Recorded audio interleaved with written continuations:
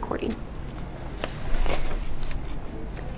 Okay, here we are, Shona Rae Studios. My name is Shona Rae, and I want to welcome you to my studios at Sea Space King Edward, Calgary, Canada. And a wonderful art facility, and I want to thank Kada for making this series possible. We're live streaming 37 times this year. We'll see about that. And we would like to say, in the spirit of reconciliation, we acknowledge that we live, work, and play on the traditional territories of the Blackfoot Confederacy, Siksika, Kainai, Piikani, the Tsuut'ina, the Stoney Nakoda Nations, the Métis Nations Region 3, and all the people, Indigenous and non, who make their homes in the Treaty 7 region of southern Alberta. We acknowledge that in utmost sincerity. So this is a retaping of episode 4 because we had some audio issues. So here we go. We're excited to have Cindy Lee come and do an interview with us today. And she is going to talk about her work with fiber and textiles. So let's just show her. So we're really super excited to have Cindy Lee come and talk about her work with us today. She's a fabulous textile and fiber artist. You've met her here before. She's also my studio mate. So we're going to show her work. Are we? Okay, then. Cindy Lee is a textile artist living and working in Calgary, Alberta. Using felting, embroidery, and surface design techniques, she creates one-of-a-kind sculptures, wall art, and fashion pieces rich in color and texture. Her work is strongly influenced by the powerful geological and naturally occurring repetitive patterns found in structural geology and seismology. So she's going to be joining us in a few minutes after, once we get going here, and talk about her work with us today. And then you'll have a better idea about the things that go on in Shona Rae Studios. Okay, then. So what are we doing first? Today we're going to talk about the hands, the arms, the legs. We're going to attach the legs and arms that we started, and the neck and the head that we started last week. So here's the neck. Here we wound a piece of sterling, and we made a nice little, here, let's use camera 2 here. Sorry, camera 2's not quite ready. It needs to be. Oh, okay. I'll make it ready. Okay. There we go. 1, 2, 3, 4. Okay, and then just restart that section about the neck. Okay, and so we've got a nice piece of sterling silver wound up here. I've kind of left this big part like a head, but in actual fact, it's going to be wound into a spiral. The bottom of it, I made like this shape and this hoop at the bottom, hook at the bottom, which we'll close up around the parts as we need to. So this fits into here a specific way. So as you can see, the head's going to be like that. And the arms are here, and I have unwound them, and I've drilled little holes in my skull here. There's natural holes occurring, but they weren't at the right spot, so I just drilled a hole where it was best for me. It's right there on each side, and that's where the arms are going to go. So I'm going to wind this little piece of wire through here. I'm going to twist a loop using my needle nose, flat nose pliers combination. Just twist, make it kind of go like that, undo it just a little, bring it around. Whoop, caught on the skull there. Bring it around. It's gonna hook into that neck, and then we're going to close it up. And I think we need to sit it down to do that. This part's always really can be quite tedious, but a girl's got to do what a girl's got to do. That's my saying. I think Mae West said that. And we're just going to get that so that now we have to keep in mind that there's going to be felt in here, keeping these really together, but that just keeps it from wiggling around and coming out halfway through your felting. And then we'll do the other side, again feeding that through the hole. Not going to worry too much if everything's perfect. It's all going to be covered up with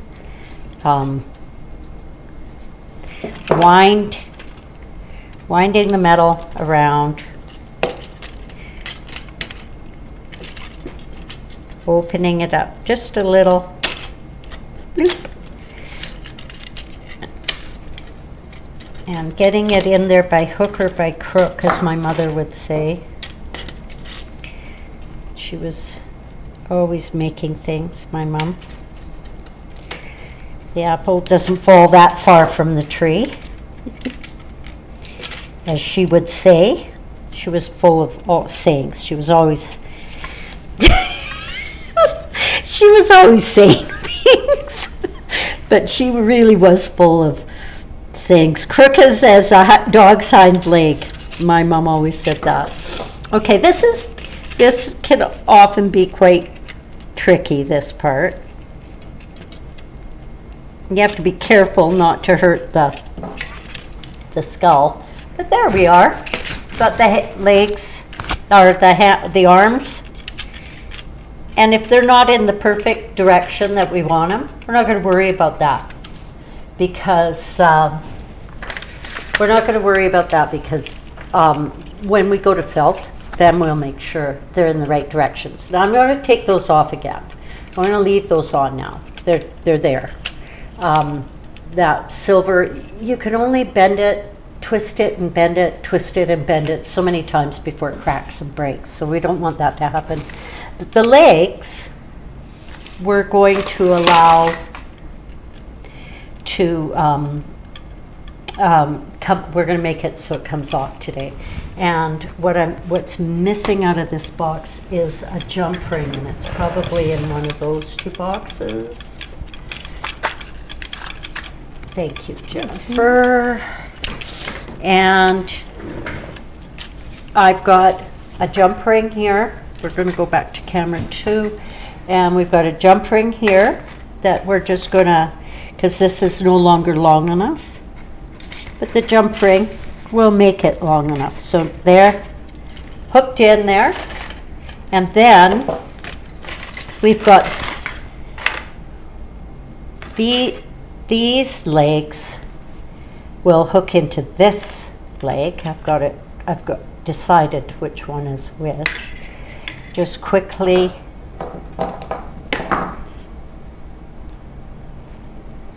bend that around one leg, two leg,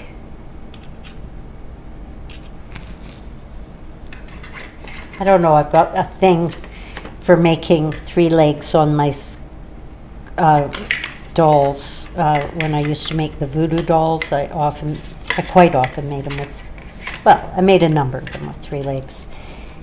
And it just occurred to me now, the symbolism in there might be something Freud would find very interesting. Interestingly enough, I never thought of it before, but we're not going to worry about it. It's the way, because we're going to have 1 foot. See, there's my 3 legs. And then we're going to slip them up to this, into here, and they will hook onto that jump ring. I don't know if you can see that on camera, but they've hooked into the jump ring, like going fishing. And when I decide to felt this doll, I'll close that last hook up. And then we will be felting the legs and adding the shoes and the foot. We made a single foot. So it's very exciting. Things are starting to come together here, and this will get twisted.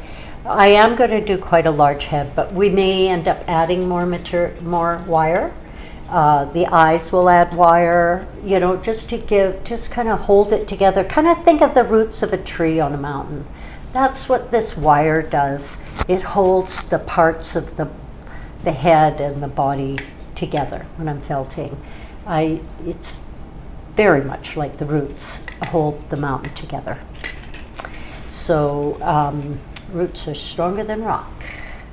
Okay, so I did learn how to make videos, a little fast mode and real-time videos from Jennifer this week. So we did a little video of me texturing the arms, just like I talked about last week. And I think we can show that now. Yep. Okay. And so here I am in real time. That's what I'm calling it. Real time and fast mode. That's what I call it. I'm texturing. I'm using, I've decided to use a lentil burr. And for those of you who are jewelry people, you'll know a lentil burr is used for as a setting tool to create little nooks in your claws so that you can then push the metal over your stone and hold it in place. But I find the lentil burr to be an awesome little burr for carving into metal and for texturing into metal. I really love it a lot. So here I am using the lentil burr in real time, and then we'll switch over to, pretty soon here we'll switch over to fast time, but it's here we go. Look at that. A thing of beauty. Thank you, Jennifer. Oh, and so we're going to have lots more videos for you. We're going to be doing lots more filming of our process as we go. And that will, I think it'll speed things up. I think it'll speed up our live sessions, and also then during the week I'll be able to just not worry about you missing anything, because I'll be filming as I work, and it'll take me a little bit more maybe time to make things because I'm filming, but then I'm moving forward because I've been really held back because I don't want to do that because I don't want people to miss, you know. So yeah, and this project, it's quite complicated, the whole thing, the making of the 6 sculptures and the live streaming and learning all the filming and the editing and all those things. But I think once we get into a nice rhythm, it's really going to work out very well. I'm looking forward to it. So here I am. Look how fast I am. Very funny. Should we go back to the main screen? I think we can go back to the main screen, and there you go. There's the textured little arms here and the little thing, and I think we're good to go to the next thing we're going to talk about today. Next thing we're going to do is talk about the eyes. And I made a few changes, and you're going to see this happens all the time, but you know what? Artwork is not like, Cindy, would you pass me a Kleenex, please? It's over on my desk. Artwork is like, I don't say, oh, I'm going to make this and I'm going to actually, I don't actually make that. Excuse me. you know what I mean? It's just, I say I want to make this, and then the materials tell me what they want, right? And the ideas come as you think you know what you're going to do, and then you get another idea, which we got a really good one this week. So we have to be able to go with the flow, right? So anyways, so the eyes. So I was going to use, this is the eye cut out. I think it was last week. Here, I'll see there. Remember, I cut that eye out, and that's good. We're going to use that one, and that everything's good on that one. But instead of making the horns out of the rest of the material and a little tiny heart, I realized that the horns wouldn't really look so great, the same material because they would end up being laid against the skull, which is the same material, and there wouldn't be very much contrast there. And also, the little heart that we made would have been all alone, just this one little bone there. So I changed that up, and I decided to make an eye, like we talked about, for the other side of the big eye on her. And then there's the back of the head to think of, the face on the back, because we're going to put a face on the back. So that face is going to get another eye. So the 3 eyes, I like to work with three eyes in skull material, and then we have the 2 horns and the little heart. It's going to be nice in the regular cowbow. So right now I'm going to do a quick demo about how I'm going to make the component. We talked about this eye needs something glued on the back, a rivet glued on the back. So we're going to quickly, I've got some scrap material out of my scrap drawer, and as you can see, I drew a little heart on it, but I'm going to shape it, and we're just using I'll bring it down there. We're just using this piece of wood that I don't know, it came out of Herb's wood shop. I don't know what he was using it for, but he gave it to, after he was done, this piece was his cast off, and I went, oh, that looks like a nice piece of wood. I'm going to keep that and maybe use it in a piece of artwork, but today it works out perfect because we just have to make a very mild dip. No, milder, heavier than that. There we go, and that is going to be the little heart. I'm going to put a little heart on there. I don't have to. It could be just I could just cut it with my shears and make it whatever. But it's just, I think that if ever that eye came out, then there would be that heart there, and it will look nicer. So that's what we're going to do. Just quickly saw that. So we're going to go to the saw bench. This is one of the real-time videos we're doing today.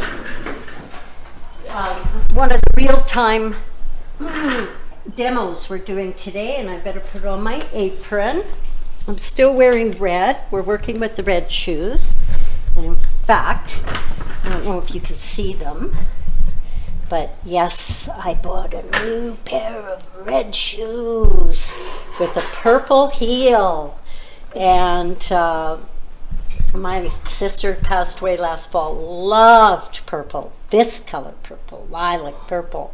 And when I saw those shoes, I asked her, do you think I should buy them? And she said, no, I love them, but don't buy them. We have a way of communicating. And then the next day I got another 15% off the sale price. So then I said, should I buy them now? And she said, absolutely. So there you go, folks. I bought a pair of shoes, and I feel like Wendy's supporting me with purple soles. So we're just going to quickly saw this, and I remembered to put glasses at my bench today. So I'm going to redraw that heart because it kind of got worn off. I'll just quickly draw it. I mean, how many hearts have I done in my life? Yeah, I noticed after 9/11 hearts became cool again. Before that, if you did a heart at art school or people would, I had one teacher wouldn't accept peace because I made a heart. So, but I think after 9/11, people really started thinking about how important love is. So we're just going to cut out this heart. We're going to drill holes in it. We're going to solder little rivets in it. And then what's going to happen? If it's too big, we're not going to worry because we can always file it, the outside of it. And we're going to polish it and finish it like it's a piece of jewelry, just in case that eye somehow comes off in a couple of 100 years. Then there's still something beautiful behind it. So when I did ceramics, I would make these sculptures, and basically they were very large enclosed vessels, large, like a yard high, you know, a meter high. And inside I would always write a message. Oh, there I blade. Well, I think I can just bend that off there. Take my file, give it a quick, so I don't cut myself on that edge. I would write little messages on the inside of that vessel, so that one day when it broke, if it ever broke, it would say something really nice to someone, whoever found it. I think it's important to leave little secrets. So this is going to be our little secret heart. So here we go. I'm going to drill 3 holes in it. So let's get our drill out. Drill bit. And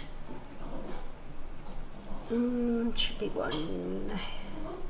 I used it so many times yesterday. Okay, here we go. And last week, I don't know if you remember, we were having a little problem with our Fordham. Well, the foot, the beautiful metal foot, finally crashed last week. So I'm going to put one right in the center. I'm going to drill a hole in the center. I'm going to drill a hole on one side, and then just drill it. Can you see what I'm doing? Maybe, I don't know. Can you see? Well, my hand's kind of in the way.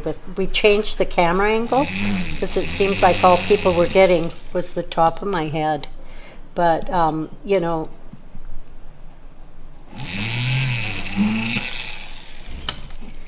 there. And I'll just come from this direction maybe, and then you can see it better. I've made little divots with the side of my drill bit, and I'm using a little bit of oil there to keep my drill bit from going dull. I put it there, right in the middle. Right, like what I said. There we go. Okay, so we have 3 holes, and I'm not going to worry about cleaning them up because that'll be more material. You know how it has that kind of little bit of metal that kind of comes up when you do a drill hole? That's just that much more metal to hang on to the wire with. Now in that box I had some wire. So here's my wire. Sometimes we just quickly file the end of it because when we use wire cutters they can distort the end, make it harder to fit through your holes. So just a quick little kiss, as Joan Irvin would say, with the file. And then, yeah, speaking about Wendy, that's beautiful. That's Wendy's heart. Okay, push that. Oh God. Push that through.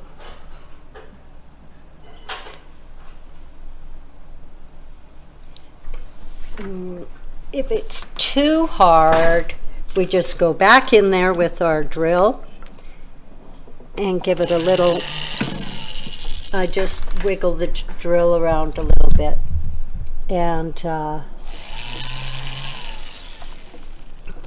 one thing I noticed is that when I'm not doing this live, I don't tend to shake as much.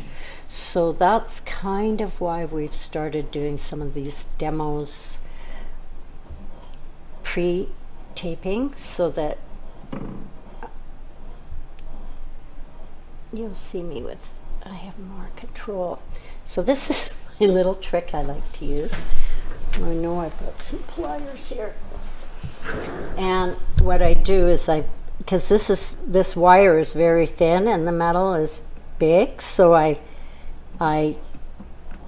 put one big piece in, and then I cut it afterwards.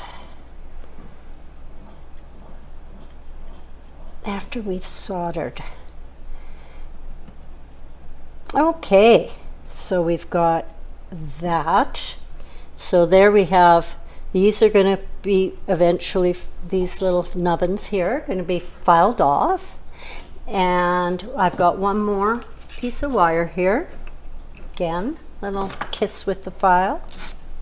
I thought that was the cutest thing when I heard that's what Joan says. I love it when she says that. Yeah. And there. Missing your kissing. Listening to a lot of Billy Gibbons right now, his new album. My husband is obsessed with it. Whoa, file. Metal dropping, but that's another good reason for the apron. Also, I used to always say to my students, you know, the materials we use aren't really that they're full of copper. Silver has 7% copper, more actually. And you don't want to take that home to your family, so wear an apron. Plus, then, if you get splashed by the pickle or oil from the drill, your clothes aren't getting wrecked, just your apron. Okay, so now I have 3 points in there, and now we're going to switch cameras over to the soldering station, which we've never done before. So A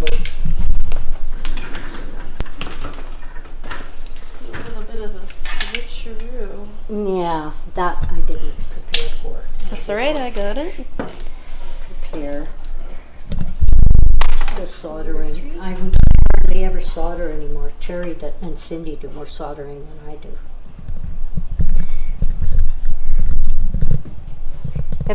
Is it good? Is it working? You're good to go.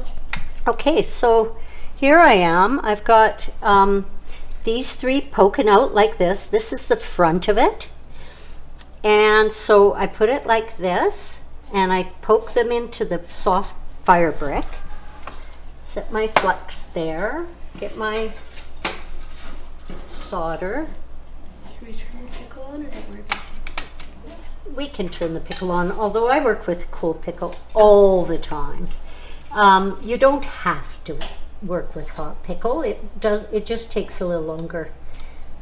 And we don't need to see I'll pull out the results in a little while.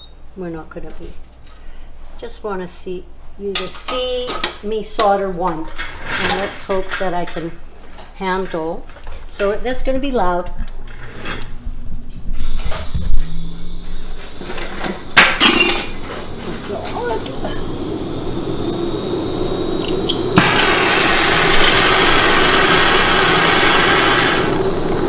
Okay, that's a little bit heavy, that torch, but I'm going to work with it. And I'm going to get my soldering pin and my pliers. And I'm going to take a few pieces of solder and put them in there right now. Can they see what I'm doing here? Yep. Putting down. Can you see what I'm putting down? And then I've got a couple of extra pieces of solder there if I need them. And I always, when I start, pick up an extra piece with my solder pick.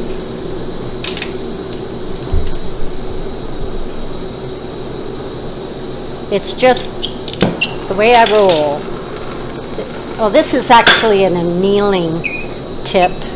It's not very good. What we're doing, I'm going to put in this other.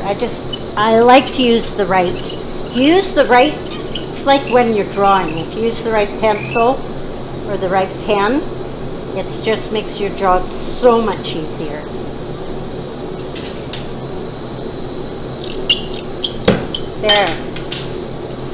There. See that nice point there? I've got a nice point on that torch. That tip, that's what I want. I pick up an extra piece of solder, and then I go into this. I'm heating around the piece.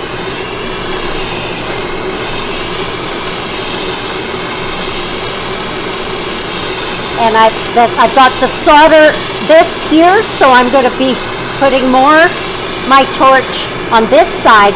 I want the solder to flow to the heat. A little bit there. Poke it towards where you want it.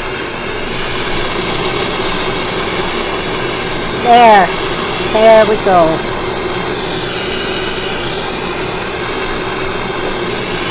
Come on, there you go. What a good boy. What a good boy. There we go. You may have noticed that I cut my solder here. Try and keep solder off my brick. And then I've got my pick as a handle. My poor water bowl is almost empty, but that's okay. There, I take this, put it in a basket, stick it in the pickle, and that'll be ready in about 5 minutes. So we'll show that later in the program. So there you go. A real-time video. I'll turn that on. I'm calling them real-time videos. We have pre-recorded videos and then real-time videos. Okay, so then I'll show you how that all works. And those wires are going to be twisted, and the felt is going to grab onto them, and that'll help hold the eye in. So, okay, so the next thing is, that's the eyes. And now we're going to talk about the hands and the feet and the shoes. So can we put the video of the shaping of the hands?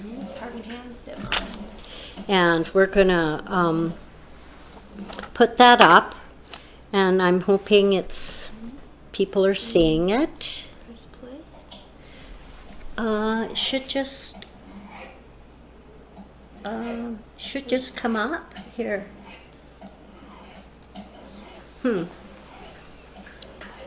Okay, well, let's try the shaping of the shoes then.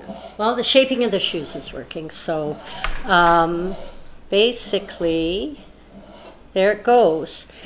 So I made some shoes. That's as far as I got, is in that demo. Oh, you can't see them now. But this is what I made the shoes, and I also got the hands quite far, and I'll show you the foot that Steffi carved for us last Tuesday night.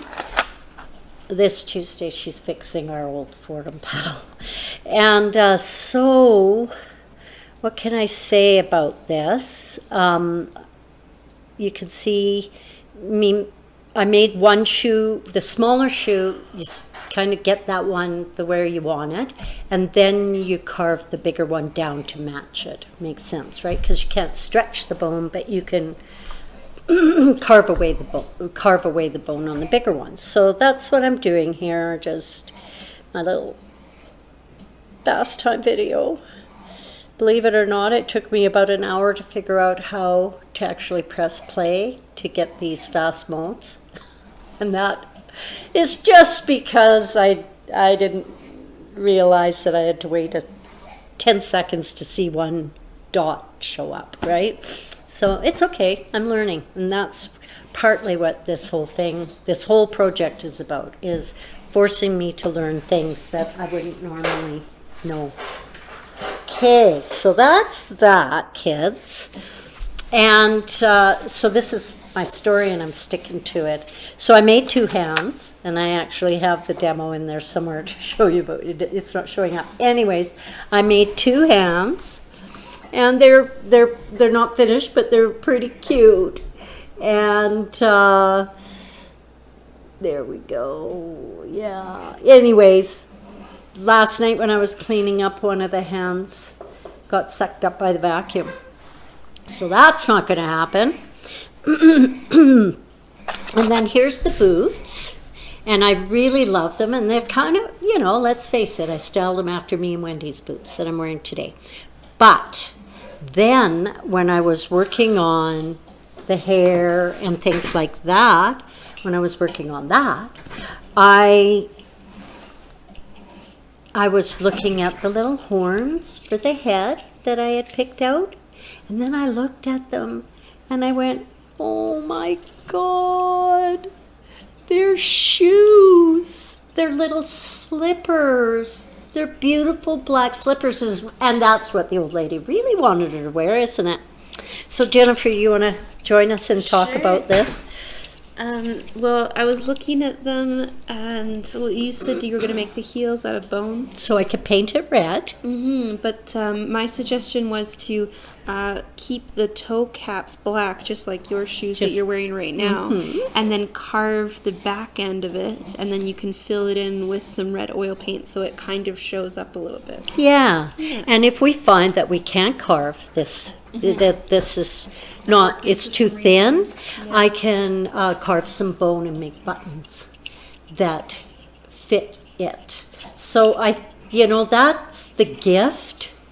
That was our gift this week so we're going to have little horns. We're going to have little horns on the very top of that, and we're going to have little shoes out of the same little toes from that deer. I'm so grateful. Thank you so much. I'm talking to the deer.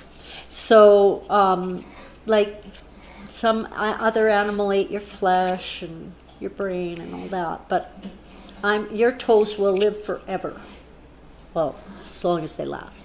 So that's my story, and I'm sticking to it. I still have these shoes, and you never know, they could become a little brooch I wear when I show the red shoes, or become another element in another piece. Like, I never throw away my carvings. I keep them and eventually make something else out of them or have fun, right? So that's what's going on with that. Now, so I think we've got that going on, and now we're going to have a little interview with my studio mate, Cindy Lee. So she's carving away in silver today, actually. She's doing quite a bit of work in silver these days. But just take your time, Cindy, getting ready. And then I'll set these things aside. They're all, while she's getting ready, check out the little toe, the little foot that's, because we're going to do 2 shoes and 1 foot hanging off the red shoes, and off the legs. And this foot, the top of it is going to be wound with ribbons of different colors or strips of fabric of different colors, just like the girl had in the story. So isn't that a beautiful little foot? So cute. I love this part. Okay, so how about you? Are you ready, Cindy? So let me introduce Cindy Lee once again. Come join us, Cindy. And I'll take this over to here, and this is my little notes and cheat sheet. And Cindy Lee works in my studio. We're so happy to have her here. And I would just ask, what fiber mediums do you work with? Which is your favorite? I mainly work in felt. However, textiles of all sorts of shapes, sizes, and compositions I've worked in throughout my career, or my art history, but I always gravitate back to felt. And there's just something about felting that I just find so beautiful because it's very forgiving. It's easy. It's very easy to use. You don't need a lot of tools. If you're doing needle felting or if you're doing wet felting, you just have your wool. You have to have some soap and you have to have some water, and then you can go for it. And anybody can do it. So I really love felting. I like the contrast between that soft, beautiful, organic quality of felt and the versatility of being able to take the fiber and create very, very solid structural pieces. Yeah. And I think that's something that's why a lot of my work goes from being 2-dimensional to being 3-dimensional. And just a couple examples, like this wishbone, which is fairly hard. I still like to, when I'm felting, I still like to maintain the hand of the felt. In other words, I want when people to feel it to say, oh yeah, this is actually wool. But at the same time, to get a really solid piece that can actually stand up on its own. Here's another piece that I did, and this is needle felted and wet felted. And then on the inside, this is all silk. This is like a silk cheesecloth. I got that in Montreal, and that's one of my favorite places to go. I usually come home with a suitcase full of silk, and this is a silk sort of mesh cheesecloth, and these little tentacles here have been wet felted and then sewn into and also wet felted into the felt or into the silk, and then I actually went in and stitched it as well to make this this is stitching. I can see that now. So the stitching. Yeah, and a lot of my really work, beautiful. A lot of my work is informed by stitching. Can you pass me that vase? Yeah, and I have to when I start thinking about where a lot of my experience came from and the way that I use material. Much of my experience came through my mentor, Bill Morton. And he taught me I think I started in 1997. I started taking courses with him up at Alberta College of Art and Design. And of course, he's a master shibori, Japanese shibori artist, and has vast knowledge in natural dyes, especially indigo. And the shibori tying and binding technique is something that I use in a lot of my felting work as well. And it allows me to create structures like this. And it's really, really, really common in a lot of the work I do. And this is another piece that's a silk chiffon. And it's again using that same shibori tying technique. However, this is silk chiffon, and this is what's called degumming the silk. So in other words, I've tied these with I usually use dental floss. It's the strongest and really, really binds well. And then you go about a process of removing this sericin from the surface of the silk.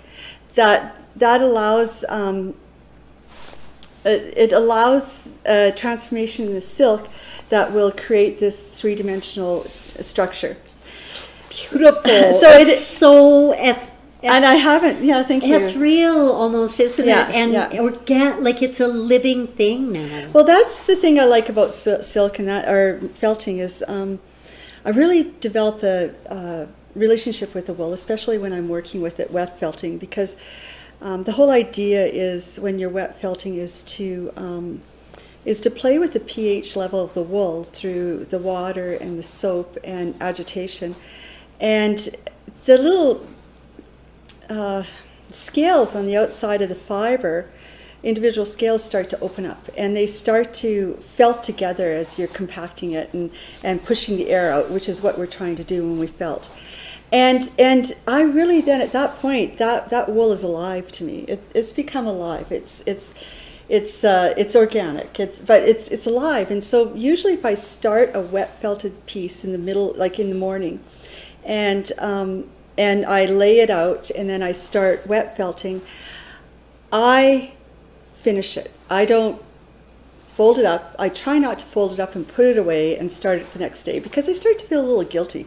You know, like I started. Oh, yeah, I know. I've gotten you didn't take care of it. Yeah. You know, I just feel like I've opened up all these scales, and I've got that wool sort of doing something for me, and I want to put it away and let it sleep at night and not have to wake it up again. However, that always isn't the case, and anybody that does wet felting knows that we do wet felting, then we reuse different pieces that we do, or that we make, so in different pieces of art. But yes. I find it interesting that you're talking about these like organic shapes. Yeah. A lot of your inspiration comes from rock. Well, and that's what I was going to say. Yeah. So again, if you could just pass me that piece again, but that's not the piece really. So yes, a lot of my inspiration comes from geology and geophysics, and specifically the Western Sedimentary Basin and the foothills, the thrusting and folding of all the different layers of rock in the foothills and in the mountains. And it's actually quite beautiful. If you ever actually look at a cross section, I think there is an image of a cross section in that PowerPoint. And it's I used to work, when I'd be at work and I'd be in meetings, I'd actually be looking at these images and thinking about my next art project, right? Because and what's really interesting is taking taking my information, knowledge, and experience in working in geology and geophysics for 38 years, which is a very inorganic, rocks inorganic, however the hydrocarbons are, and of course actually no parts of the... And you know, that reminds me that when you were a student of mine in jewelry at ACAD, now AU Arts, your first riveting project was layers of this. That was a salt dome in the Gulf of Mexico. So beautiful. Yeah, I mean it was a map of it. Visually, but nature gives us these beautiful forms, and then Cindy, you're inspired by them, and you recreate them in another form, another fiber, another material. And it's that contrast, it's that tension between creating something that tends to be something that I've conceptually drawn from rock and from these physical processes. And out of inorganic material, and that I find really interesting. This piece here is, this piece was a lot of fun, because this was one of those pieces. Yeah, thank you. I'm gonna go to camera 2 on this, just so people can get a better look at those, and you can just talk about it. Yeah, so this piece was one of those organic processes which I started. And I was reusing some felted pieces I had. I started this when I took a course with Maureen Delinga, who is an artist in Quebec. She's an amazing felter. Her website is called Bloomfelt. And she really talks about wet felting and creating three-dimensional structures. So that's how this started. And then I went in and did wet felting. There's silk material in here, silk fiber, and stitching. Still, again, back to that experience in stitching, shibori stitching and binding techniques. I use a lot of that here again. So this is a combination of wet felting and needle felting. It's very and then beautiful. could you just pass me the big one? That's my favorite. Thanks. Heavy. Be careful. So some of the artists that I draw inspiration from, a Canadian artist. Camera for a moment. So this here is We're going to lift it, I think, so you can help me. It's heavy. Yeah. So this is a three-dimensional piece that's completely needle felted. This is when I was stupid, and I I didn't really think about using what do they call it again? A form A form inside. Like I just wanted to be pure, completely pure. And so there's about 4 or 5 different wools in here. There's a core wool, and then I work out to finer wool as I go out and experiment with different types of needles. There's hundreds of different kinds of needles out there, and I've got every one of them. So, and then I start creating those folds, and that's again the joy of needle felting and wet felting. It's the adding. You're adding. You're not Adding taking away, and right? shaping material. Exactly. And then if you Yeah. don't like what you've got, you can You slice it can off. fix it and change it. I love it. So I guess I like I said, I want to do a shout out to Bill Morton because he was probably the person in my journey that really helped me understand that this can be a lot more than just sitting at home quilting, which is where I started. Knitting, I love knitting, I love quilting, I love all that. Working in And you textiles. sew your own clothes. Yeah, well, I'll try. But have you, just out of curiosity, have you ever like knitted and then felted the knitting? No, you know what, no, I knit a lot, okay, Yeah. but no, I haven't done that yet because it's, I like to stay pretty focused, okay, like I was just no, and it's something I've thought about, but I could come up with far too many ideas. That And- was and the it's not- artist from Dick is her last name. She did all those buttons, but she started out by taking sweaters and coats Yeah. and felting them and making all these little tiny. Oh, putting there's them on a clothesline. They're great so cute. opportunity for Yeah. reusing. I mean, and I know that. And in fact, and I've got so many old sweaters at home that I plan on using someday. Probably won't. I'll probably still stay true to what I do, right? Well, and everybody has to do what Yeah. they. Yeah. And then, so Moreline Dellinga, I'd say go out to her website. Lisa Kleckluck from North Carolina. And we'll get these names from Yeah. Cindy and put them in a link below. when we learn Amazing how to do artists that. in wool and felting. She's got Stephanie it. She'll Metz. send it to us. And then of course Shona. So Shona has, when I first met you, you encouraged me and saw the talent I had. So thank you. And you supported me and you taught me about being skillful. Well, And being and doing it right and owning and your owning talent. and own. Well, yeah, you taught me about owning my, which I still have a problem with. But anyways, that's another. That's I really need psychological important. counseling. for that, I remember having lecturing Cindy, because she kept saying, "Oh, I'm just this, I'm just that," and I said, "Look, I'm a professional, am I not?" And she said, "Yes."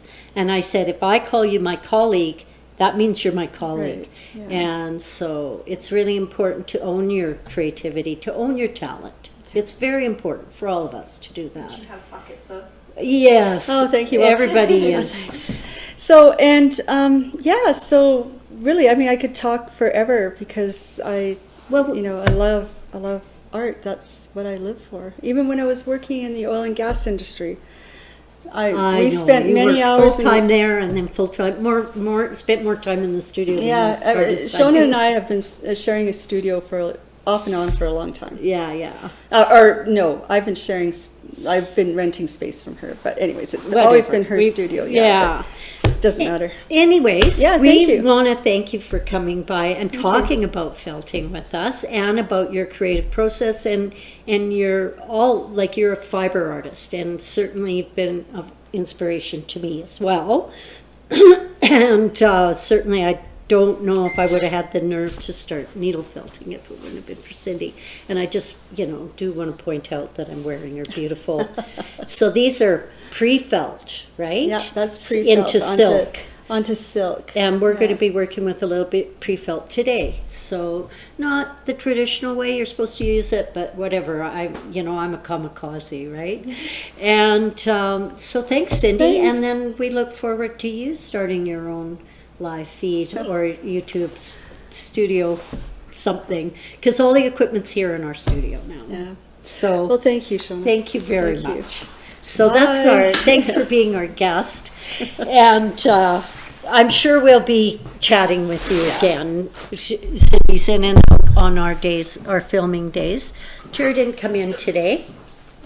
I honestly, so busy this morning. So what does it say in our schedule? Oh, we want to show Carrie.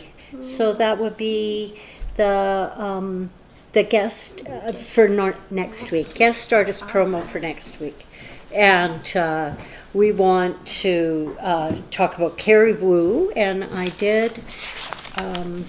Her work is up in the Alberta Craft Council right now. Yeah, so right now there's an exhibition called The Democracy of Jewelry, and Carrie Wu curated it, and I believe there's 6 or 7 artists in that exhibition.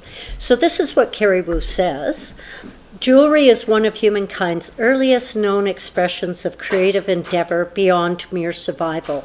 How does the ready availability of do-it-yourself jewelry kits and other such products that create widespread accessibility to jewelry making affect the artists who participate and advocate for the handmade economy as skilled and trained makers?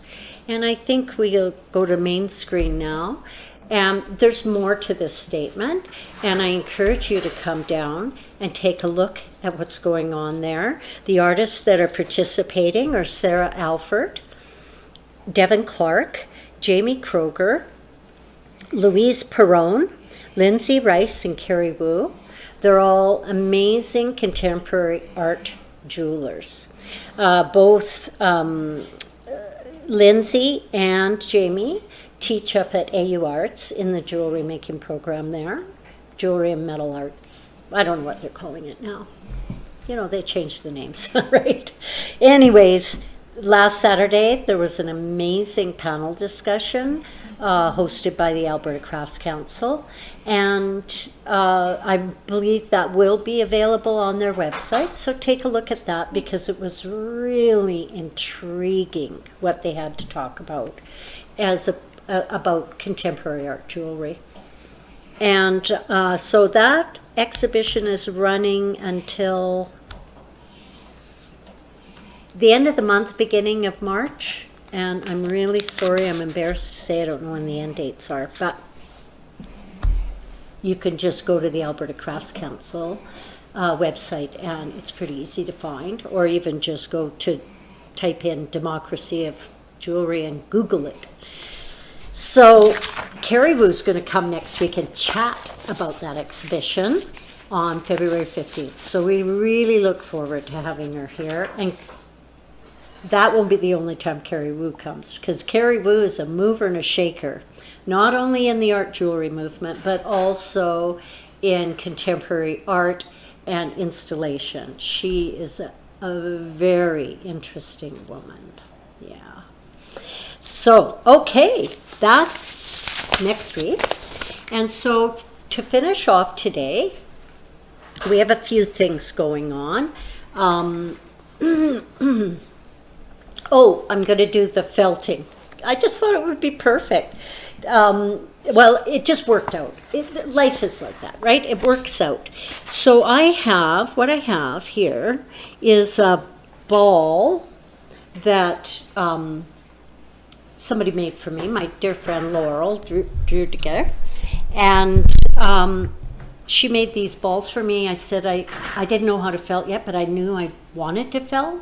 And so she made me these balls for heads for my pieces. But then once I started felting, I realized I didn't need them, but I will be using them. Laurel, don't you worry. And I have here, I purchased some what they call pre-felt from Legacy in Cochrane. Yeah. And that's a wonderful supplier of felt supplies. Oh my God, she has a beautiful. Yeah, I think I'm going to have to start learning how to do that. What's that called? A Legacy. And I have just some raw wool here and my needles. And see, This is a head that I started and took apart, so now I use it to put my needles in when I'm traveling. That's the thing, the other thing I like about needle felting. It reminds me of when I worked in clay, but it's not the same. And the other thing we have here is a whole bunch of wires that I cut out that we're going to use to make the hair with. So each one of these wires is going to be 2 pieces of hair. But because they would be so small to use as one, we're going to do 2 at a time. And I did have one that I started. Oh, here it is. I have this one that I grabbed out of the bag, and I filed the ends, and I'll just show you how I'm going to do that. And then I emery the ends, and they're not too sharp. They don't need to be sharp, but just not super. We can always dull them up afterwards. But what we're going to do is we're going to sharpen all the ends. We're going to cut them off, and then we're going to do what you call make split rivets out of them, which is very interesting. And then we're going to feed them. Then they're going to become like nails. And then we're going to feed them through the pre-felt. And then we're going to lay the pre-felt onto the felt form. And we're going to needle felt it onto there so that the little hairs aren't falling out as you're trying to do it. So this is something I came up with. I saw this material at Legacy. I don't use it the way Cindy uses it or other people use it, but I've used it a couple of times I've done some tests with rusty nails, actually, in another piece that's still at home. So what we're going to do is I'm going to get Jennifer to cut me off one strip and then cut it in 2, 3. Yeah, just cut me a strip. I don't know if those scissors will work. If they don't, there's that pair over there. Oh, narrower. Just, an inch. Yeah, that's good. Okay, so now we're going to go to camera 3, and I'm going to show you how I made the first, it's really 2 hairs. So she's going to have spiky hair, and I was thinking yesterday when I was getting ready for this demo, I thought we could oxidize half of the hair or some of the hair and then keep the rest silver, so she'll be a little bit of salt pepper. Like, I quite like there's a saying in the arts that everything you make is a self-portrait. And and it's true, like I see people making art and they're very tall, thin people, and their art tends to be tall and thin, whether it's a figure or a flower or a tree.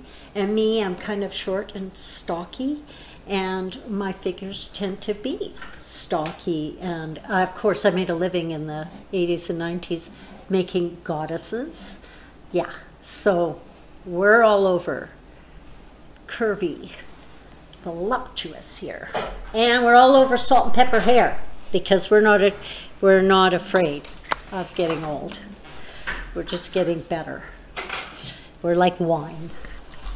So I've got 3 different, just like I did for the legs, I have 3 different thicknesses of hair. I started out with, the legs are 1.2, 1.25, 1.5, 1.775 thickness.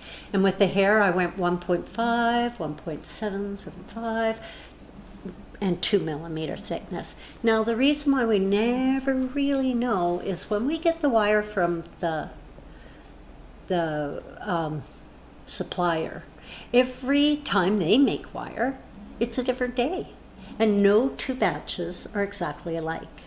So we have to measure them, and then myself, I buy 200 grams at a time. I put it in a bag, and I write what it is on it. I don't just assume. In fact, it's a good thing, because the last time I bought 1 millimeter wire, it was actually 0.9. that's a first. Usually it's more than one. So, but that worked out well because that's what I use for making my ear wires. So I'll have a lifetime supply of ear wire. Anyways, let's go. Let's rock these hairs. I'm gonna pull up my, and we're gonna use the camera 3, and we're gonna actually turn on our light today. Oh, and is it working? Yeah, I just need to change the angle slightly. Okay, so what I've got is these wires, There we go. and we can see that we have this one. How's that? Good. I think it's really good. There, it's going to be perfect. And so then I'll take another one. You see they're all different lengths. This one is quite a bit longer than the other ones. I suspect I cut it for something else and then used it for that yesterday. So I just got a nice half round file here. It's flat on one side, round on the other. I could be using my flat file. It doesn't really matter. And we just file this or grind it on our grinder. But I haven't figured out how to get the camera over there. We will someday. But in the meantime, I don't really want to point on this. Just want enough of a point that it'll feed through the cloth and not be too wide. You have a comment on the YouTube. What? You have a comment on the YouTube. Do I? You do.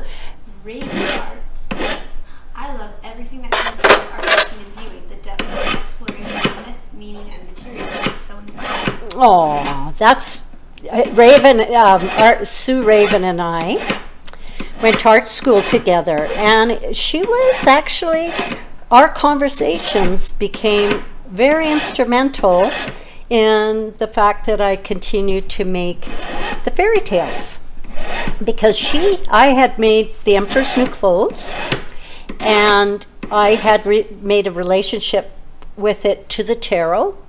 And then she said, oh, I have a set of tarot cards that are based on fairy tales.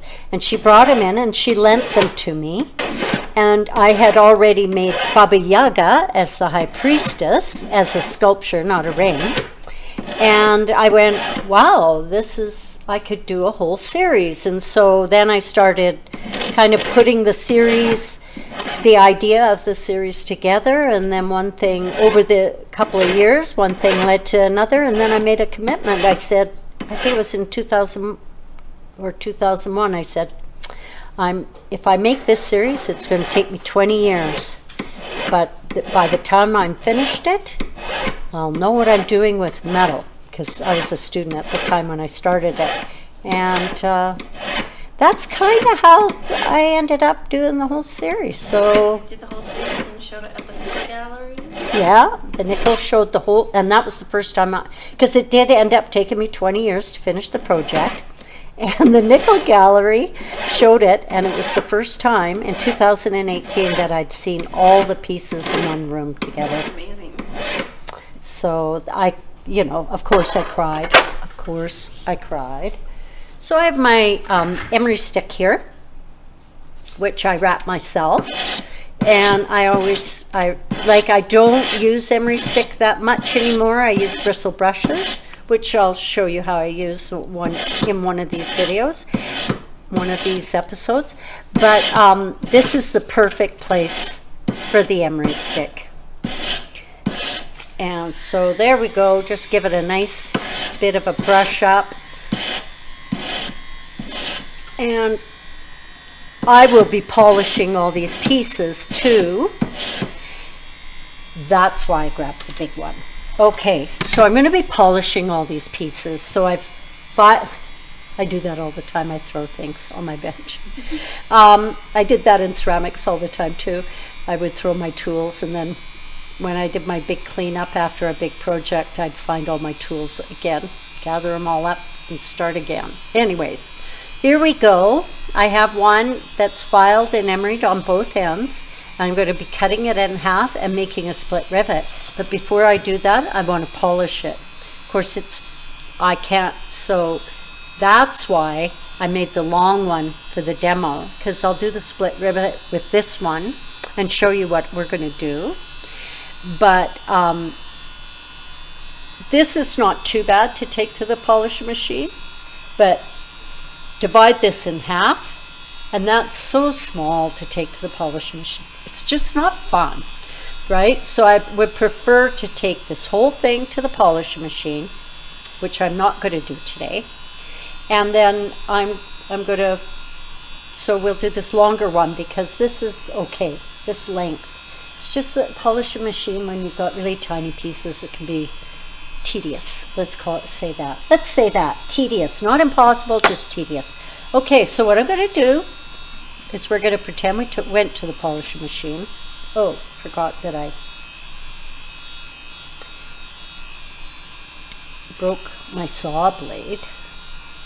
And any other comments there? No. No. Well, thanks for watching, people. I don't expect people to stay watching for the whole thing. I really don't. It's a long day.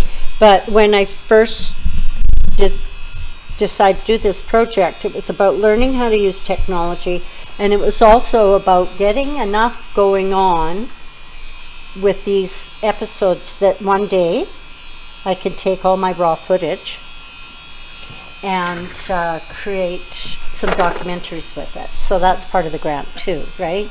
And so I figured 2 hours a week. But of course, that was before I found out. Oh, that, I can't believe it. Oh well, I put in the saw blade upside down. That's what you get when you're not paying attention to what you're doing. I can saw upside down. Can I? No, I can't. That's the other part of it, is I'm going to be creating documentaries at the end of this too. Oh gosh, push. Can you just put your hand there so it doesn't, there, tighten up. Okay, plunk, good.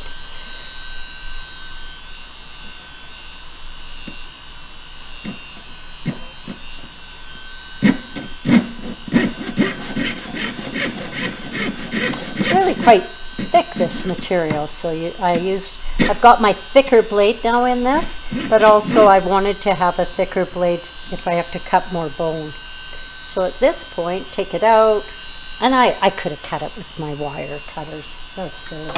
Anyways, okay, again, get out our flat file, put on your glasses so you can see the top of the pin. This is really annoying me. File it flat. Do the other one. File it flat. Nice and flat. And then, this is going to be tricky. I need my other saw blade. I put a very thick blade in that other one because that's going to be my bone cutting tool and my thick wire cutting tool, and this is going to be my saw for cutting metal, like sheets of metal, and we use a much thinner blade for that. So this is my beautiful saw. I forget the name of these saws, but they're really lovely. I didn't think, oh, I'm too old to buy a nice new one, I said to myself, and then I saw what Steffi and Cherry were doing with theirs, and I went, I'm getting one. I'm gonna save up for one. They're so they nice. Look beautiful, and it's a nice young man that started that. Mm-hmm. So what I'm doing is I'm taking my Sharpie, and can you see that on film? I don't know. It's very, can you see it? It doesn't really. Anyway, so I've drawn a line in the center, and we're making what you call a split rivet. So all I'm going to do is saw down the center of this wire very carefully.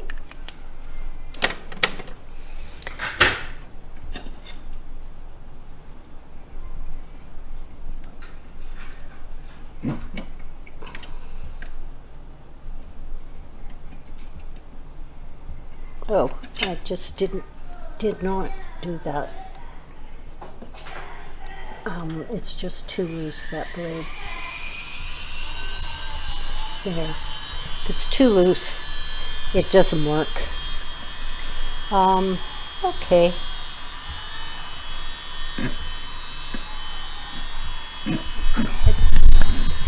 Is my head in the way? Yeah. Okay, go for it. Okay, I'm being very careful. And I'm actually just making little notches with the back of my saw. And I'm sawing into the wood, which is...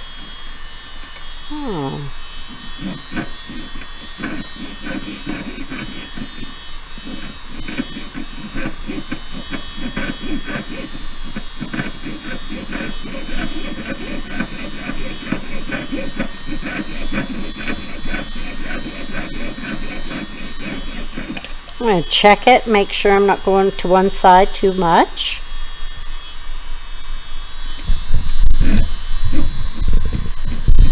Anything to do with rivets, I just love them. And I put this blade in backwards too.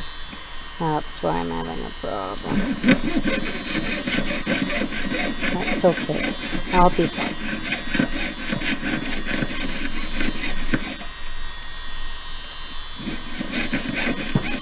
The Chinese actually saw like this. I've heard, yeah. Yeah, and when I worked in the factory, I would see them, watch them sawing. Of course, I have no skill doing that. I can't do it. You have to practice. Yeah, to do it that but way. it was very interesting. When I first moved to Calgary, I worked at a jewelry factory for a while, and it had people from all over the world, refugees mostly, but you know, that Iran, Iraq, Cambodia, Thailand, Korea. Oh my God. This one woman I worked with escaped communism somehow, or some government regime that was killing them all, because they were rich. And she came to Canada with a sapphire set in gold and diamonds, and we're talking high carat gold here, that was like over an inch long and about an inch wide. Just the one sapphire, and then the ruby was the oval of the same size. It was just unbelievable. So I don't think you can really see what's going on there, but what I've done is created a cut in there so that I can separate this and create like a split rivet, like, you know, I don't think they make them anymore, but when I was a kid we had duotangs. Yeah, I remember those. Okay, yeah. So, and we had to put these little split rivets in them. This has to be annealed, so we're going to go back to the solder bench and heat it up so it'll pry open. It's called annealing. You put the flux, is it short? Yeah, yep. Flux the piece of metal, paint a little paste flux on there. I always flux my metal because it tells me what temperature it is.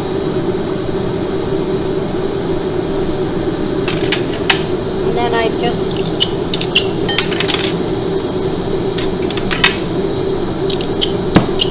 there. And now I'm annealing, so I'm using a soft flame. There we go. Just heating it up until the flux melts. There we go. Done. Quench it. Pickle it. Drop it in the basket. Never use metal tongs in the basket, or everything in your pickle. Never use metal tongs in your pickle. Everything will go copper plated. sure not all of us have done it. In the meantime, here is the little piece that we soldered. So while the flux is eating away, the pickle eats away the flux, which is basically, what is flux? Glass. Yeah, silica. And there. Okay, so here we come. Thanks, Jennifer. And I'll just take my wire cutters and cut this. See? Now we're going to file this away, and then we're going to I'll probably carve a little eye on there, on the front of it, and then we'll glue our little eye on there. We'll glue our eye onto that, and if ever, like I said, the eye comes apart, then we still have this heart behind it inside the eye of the doll. Okay, so just thinking, I like to think a couple of 100 years ahead. So that's the spot right there. I'll just cut these off. Boom, boom, boom. And I will go and get my little hair.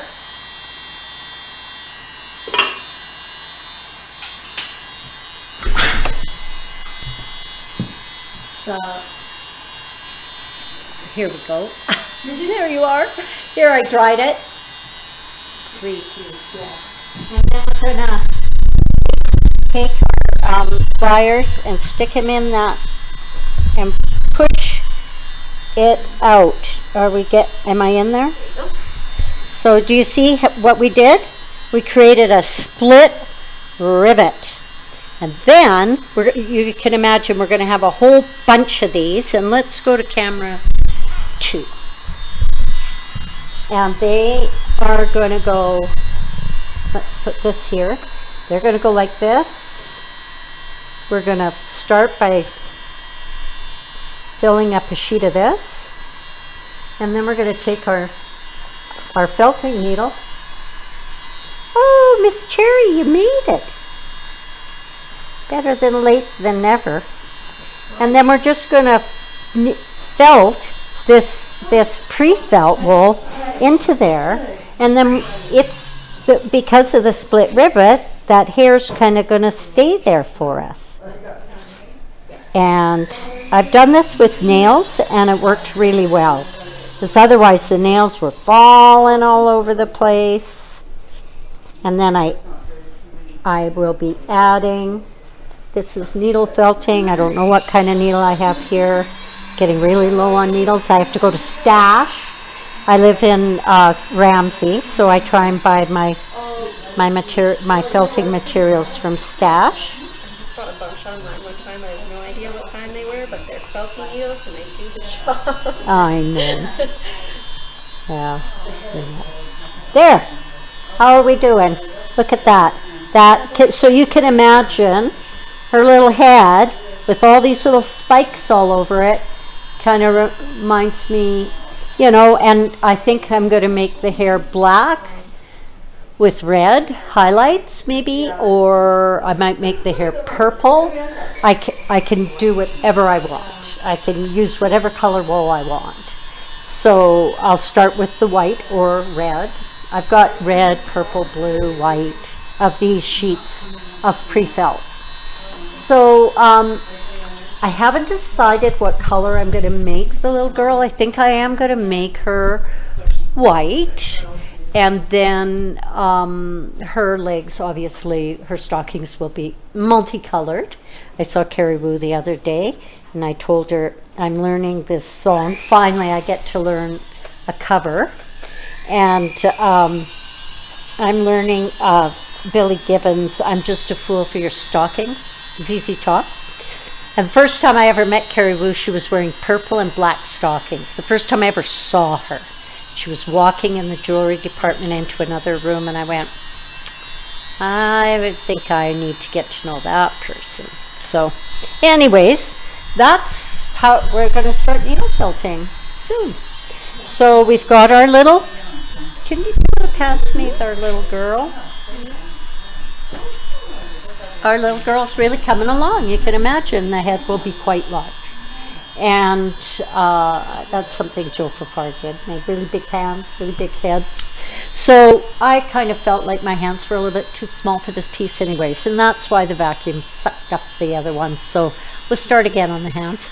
And loving the foot, loving the new idea for the shoes. So we're just having lots of fun, and that's what it's all about, right? It is. So the next, our next thing on our agenda is our lovely Jennifer.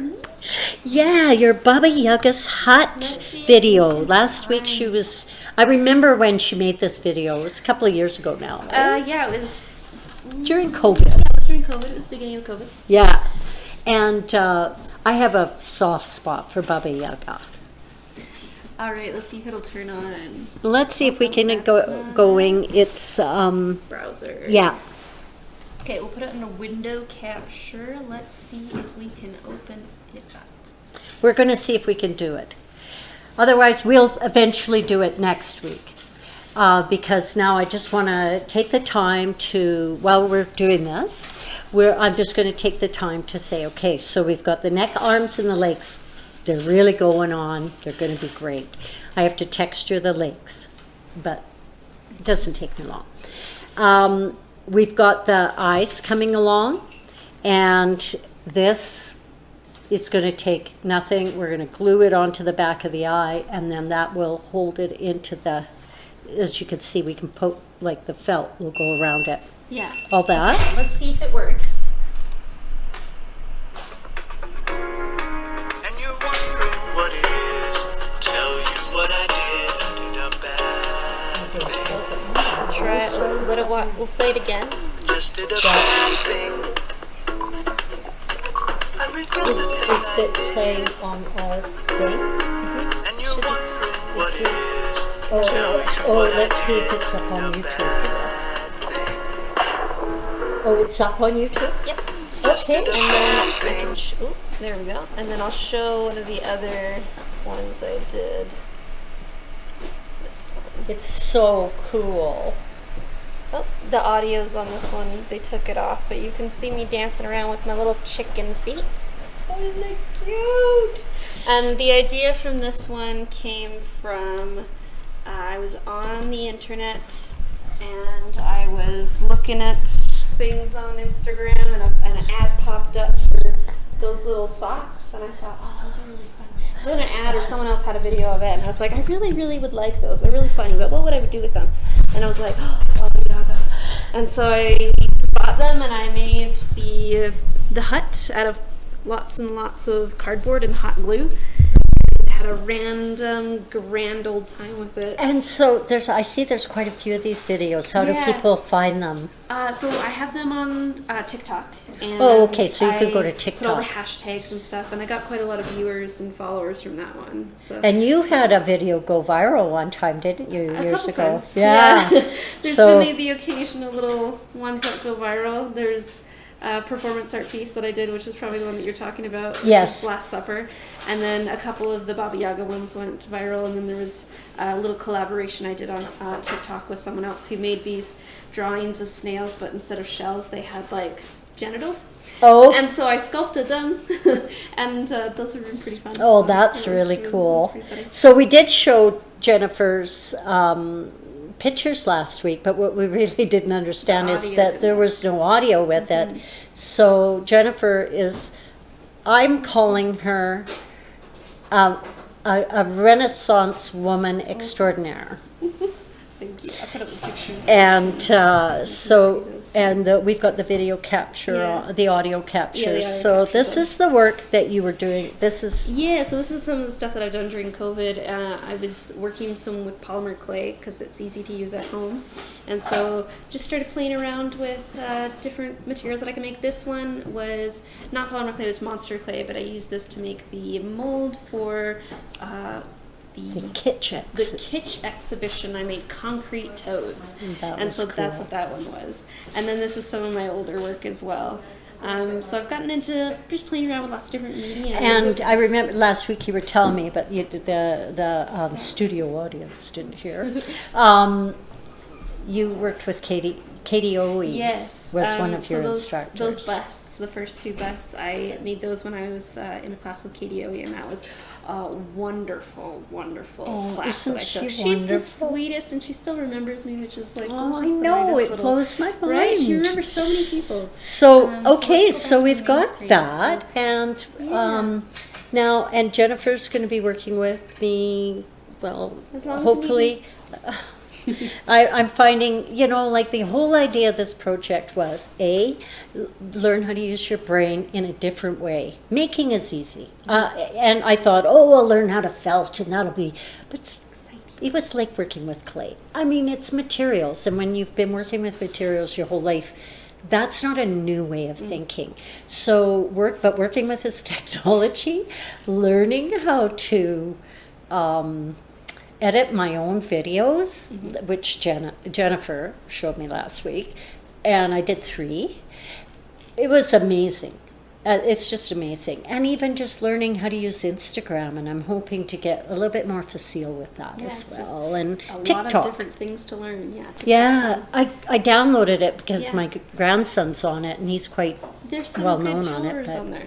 Yeah, there's some really lovely really goats cool nuts that are stuff. I on just there. get on there, and I got just so overwhelmed with the technology that I never did anything with it. But now I'm But inspired now to. you've got videos and stuff, and you can take these videos and you can upload them on TikTok. That's right. And so it was a conversation like this. She says we can use these cameras to do more than videos. We can do the fast mode. Yeah, the time lapse. Yeah, the time lapse. Yeah. Jennifer got me on that last week, and I've been running with it, literally. And so things are going to be pretty exciting around here. Speaking of Baba Yaga, we are going to be starting her soon, and so I brought in Joe's Fear because he is this time I do Baba Yaga. She's going to be it's not a she. They are a non-binary entity. Oh, that's what fell. And but we talked about all the carving we're going to be doing on that piece, and this piece was the first piece I carved when COVID started. I started the drawings of the 3 skulls in the very front of, call him Joe. It's inspired by Joe's Fafard's piece called Noah's Fear, so I call it Joe's Fear. Anyways, I loved Joe. He really helped me a lot. He was so awesome. Anyways, so while I was carving this, Batteries died. so we'll Switch to the other one. we're going to switch, but that one's going to go too. That's And what okay. about this one's probably gone They're all too. gonna go at the same time. That's the problem. Yeah, it's okay. Yeah, I'll they're all take gone, it. but we've got audio, right? Yeah. So talk for a bit, and then So I'll we've shown you Joe. This is the kind of carving I'm going to do with Baba Yaga, and you saw I started carving all those COVID emblems around the skulls. And so what I'm going to do with Baba Yaga is carve, I'm going to carve, we're going to go to scene opener, and we're going to carve non-binary symbols with COVID around it, because for me COVID represents fear. It's been especially at the beginning, it was so frightening. We really didn't understand what was going on, although over the years we'd heard that eventually we were going to have this big thing happened, flu-like thing happened. And I remember thinking, well, it's a good thing I know how to use echinacea and golden seal and burdock and all these natural remedies. But when it actually hit, I realized, oh, well, I can boost my immune, but I'm not so sure about it. Yeah, here we are. I think we just tap the front of the screen and we're back again. And we'll just go, okay, and we're not going to worry about that. We're just going to finish off the program. Yeah. And so we've got this going on, and we'll just put the camera a little bit more like this. Anyways, this is my Joe for farts. That's definitely, and a lot of inspiration. Baba Yaga will be definitely inspired by this piece, and that's how I use the screen. I think I mentioned that a few episodes ago. Anyways, and obviously you see the needle felting. Yeah, that is annoying, isn't it? Anyways, we've got the needle felting going on. We're going to do Baba Yaga. We're going to be doing lots of carving on her. And I'm researching non-binary symbols. There are a lot. Unicorns. No, wait, that's unicorns can be one, but also that's for bisexuals. Oh, okay. There's unicorns, but there's also these, like, the male-female symbol that I grew up with. And that's all there was. And then as we got older, there was gay male and gay female symbols. But now there's a whole, like, many of them, which is really exciting, isn't it? Because we're all kinds of people. And that's what this piece is about, celebrating all kinds of people. We don't want to exclude anyone. So I want to thank Ron Chikora for his technical assistance. I want to thank Calgary Arts Development. I want to thank the camera store who continue to guide me and give me, I don't know here. Anyways, and I always want to say thank you to my studio mates who are so patient. Do you want to say goodbye, Terry? Hello, goodbye. Hello, goodbye. See you next week. Yeah, and Cindy came in, and actually that was great interview, I think. And I want to say thank you to Herb because you make my dreams come true. So, signing off. Next week, ta-da! Fade to black.